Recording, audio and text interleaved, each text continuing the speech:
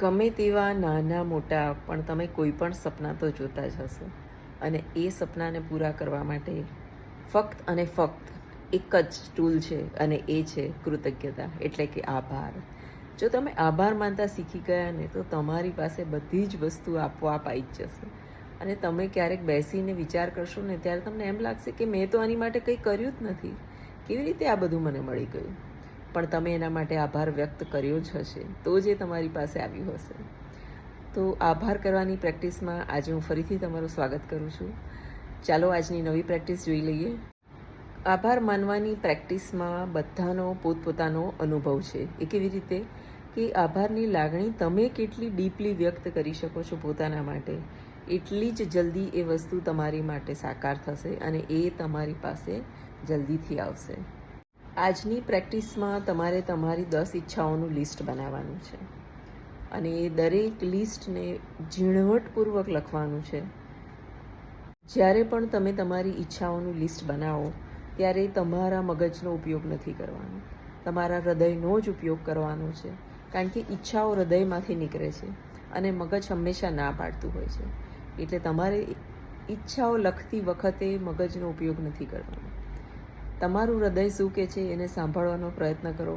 કોઈ મોટી ટૂર પર જવું છે, કોઈ સારું વાહન ખરીદવું છે, ક્યાંક ફરવા જવું છે, કશું બી તમારા મનમાં જે કંઈ પણ આવે એ 10 ઈચ્છાઓનું લિસ્ટ તમે બનાવો.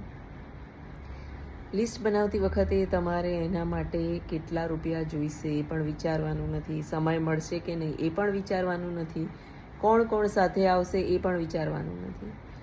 કોઈ પણ લિસ્ટ તમે બનાવો, હરવા ફરવાનું બનાવો કે કોઈ વસ્તુ જોઈતી હોય એ તમે બનાવો, પણ એના માટે તમારે કંઈ જ વિચારવાનું નથી. તમારે તો ફક્ત અને ફક્ત તમને જોઈએ છે એ જ તમારા લિસ્ટમાં લખવાનું છે. હવે આ લિસ્ટને તમે જ્યાં પણ લખો, હું ઈચ્છું છું કે તમે કોઈ નાની ડાયરીમાં લખો, જે ડાયરી તમે તમારા પર્સમાં મૂકી શકો. અને એ લિસ્ટને તમે સમય મળે ત્યારે ત્યારે એને કાઢી અને વાંચો, અને એ લિસ્ટની એક એક લાઈન તમે જેટલી પણ વસ્તુઓ માંગી હોય એને વાંચી અને આભારનો અનુભવ કરો. એવી રીતે તમારે આ લિસ્ટને તમારી પાસે રાખવાનું છે, અને દિવસમાં 2-3 વાર ટાઈમ મળે તો તમારે આ રીતે વાંચવાનું છે અને આભાર અનુભવવાનો છે.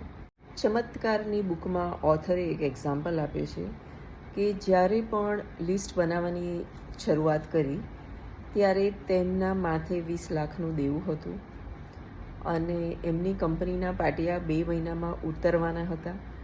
પણ તોય મોટા મોટા અશક્ય લાગે એવા સપના એમણે લખેલા હતા, અને એ કેવી રીતે પૂરા થશે એનું કંઈ પણ વિચાર કર્યા વગર એમણે એ સપનાને જોયા અને આભાર વ્યક્ત કર્યો હતો. ચોપડીમાં એમણે જે સપના લખ્યા છે એ હું તમને વાંચીને સંભળાવું. મને પણ હંમેશા એવું લાગતું હતું કે આ આભારની લાગણી ફક્ત વ્યક્ત કરવાથી કેવી રીતે બધી વસ્તુ પૂરી થઈ જશે.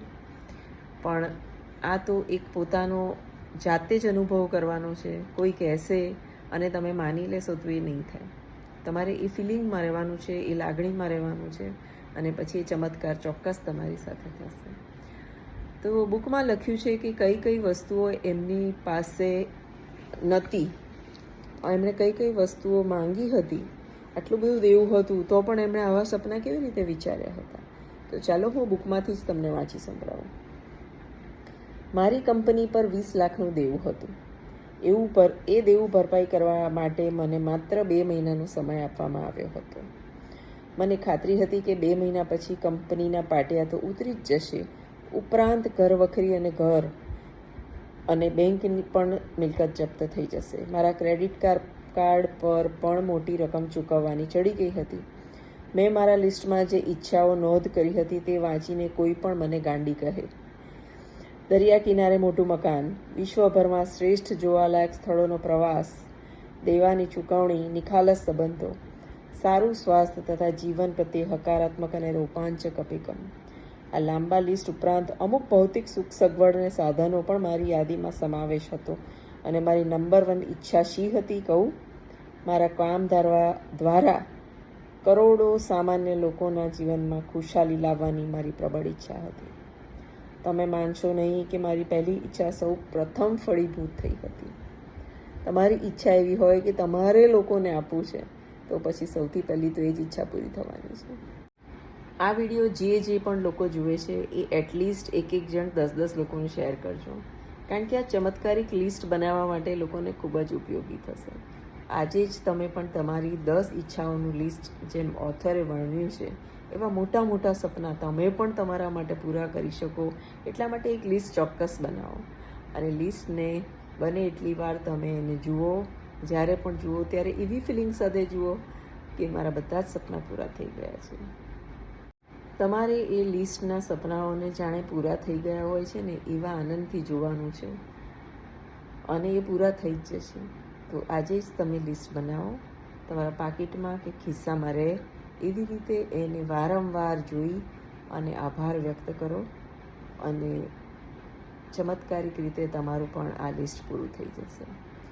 હવે આપણે ધીરે ધીરે વસ્તુઓ મેળવવાની પ્રેક્ટિસ કરવામાં આવી રહ્યા છે. આગળ આપણે આટલા બધા દિવસ આપણી પાસે જે કંઈ છે કે નથી એનો આભાર માનવાની પ્રેક્ટિસ કરી છે, પણ હવેથી આપણે વાસ્તવિક વસ્તુઓ મેળવવાની પ્રેક્ટિસમાં આવ્યા છે. આ ત્યારે ને ત્યારે જ તમને મળશે જ્યારે તમે આગળની બધી જ પ્રેક્ટિસ પ્રોપરલી કરી હશે અને કરતા રહેતા હશો. આ પ્રેક્ટિસ એવી નથી કે તમે એક દિવસ કરો ને પછી ભૂલી જાઓ. આ એક ફિલિંગ છે, આ એક જીવન જીવવાની કળા છે, અને તમે જો એ કળામાં રહેશો તો આ જ રીતે તમારું જીવન ચાલતું રહેશે, અને તમે ઈચ્છાઓ લખતા રહેશો અને ઈચ્છાઓ પૂરી થતી રહેશે. વિડીયો કેવો લાગ્યો મને ચોક્કસથી જણાવજો. ચેનલને સબસ્ક્રાઈબ કરો, વિડીયોને લાઈક કરો અને શેર કરો. આ આટલી મહત્ત્વની વસ્તુ છે, મને ખબર નથી પડતી કેમ તમે શેર નથી કરતા. એવું નથી કે તમે કોઈને કહેશો તો એ તમારાથી આગળ નીકળી જશે. આ તો સાથે મળીને ખેડવાનો પ્રવાસ છે.